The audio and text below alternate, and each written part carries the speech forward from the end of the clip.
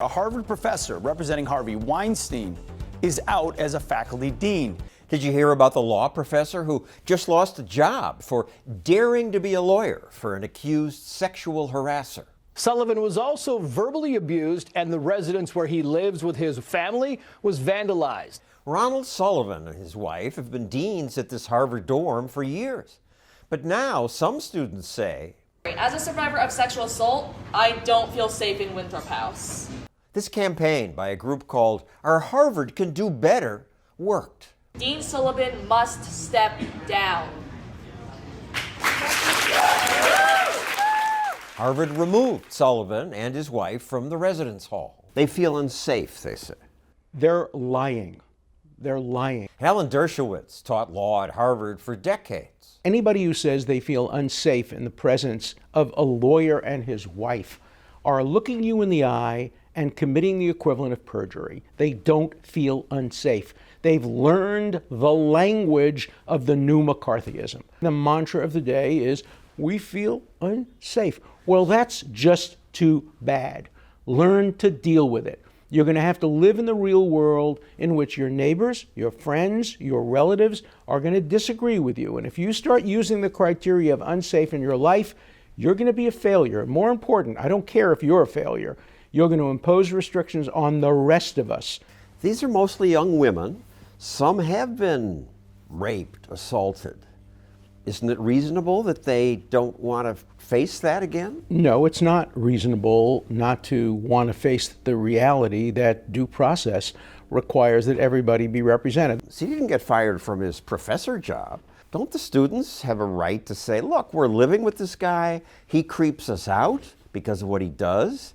Get somebody else.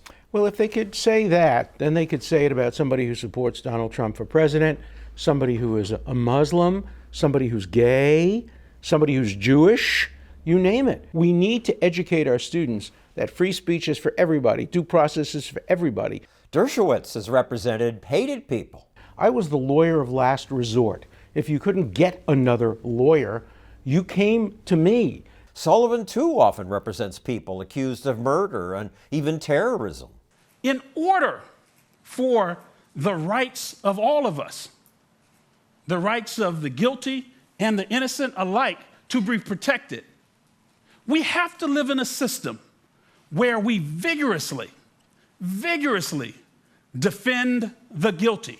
You get the right to counsel no matter how despicable you are thought to be and how horrible the crime you're accused of. You get due process. Weinstein has lots of lawyers. Sullivan didn't have to volunteer to do this.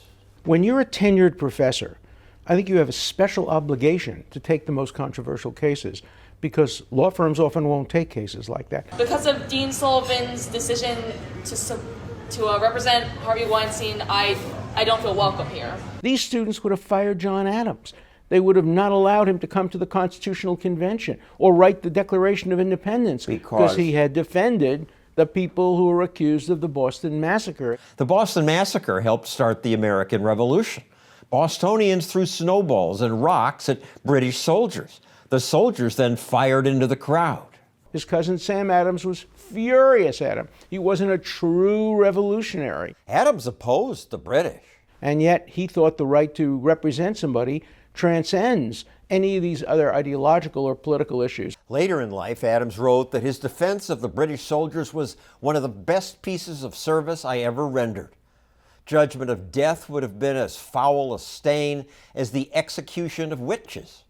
This should have been an educational moment. Instead, the administrator just removed Sullivan. He failed that educational moment. Instead of teaching the students, he acted impulsively at their demand, and he let the inmates run the asylum. Almost all the administrators caved. If you don't cave, you won't be an administrator. Dean Sullivan, your decisions have created a harmful situation among Harvard's student body, but especially for Harvard's black community. Dean Sullivan is black, but black students attacked him too. Dean Sullivan told me to my face that I should view his representation of Harvey Weinstein as a good thing, because that representation will trickle down to me and other black men like me who constantly face an unjust justice system. To that, I say, F that. Their speeches cited an ever-growing list of aggrieved groups. Ensure the safety and well-being of all students and workers in their houses, including survivors, transgender and gender non-conforming people. It's like an Olympics of oppression. Everybody wants to claim the mantle of victimization. The more victimized you are, the higher your status and prestige. LGBTQ people, undocumented, documented, and TPS people. And the more you can claim that you're part of the oppressed group rather than the oppressor, you win the oppression Olympics. Indigenous people, first generation, low income people, and people otherwise marginalized. You have to call yourself a victim today to feel welcome at many universities. The protesters' strongest point is that the residence hall is an intimate space where students eat, sleep, and study. Shouldn't they get the dean they want? At the Marginal Revolution blog, Tyler Cowan writes, "Harvard's right. It's about helping students focus on their studies, removing distractions." I can see their point. These people live together. I don't see their point at all. You'll live in a world where there are going to be many distractions. You're not going to live in a world where you can determine everything according to your own view. If you want to do that, move to China or Iran. You want to go to American university, you have to learn how to deal with distractions.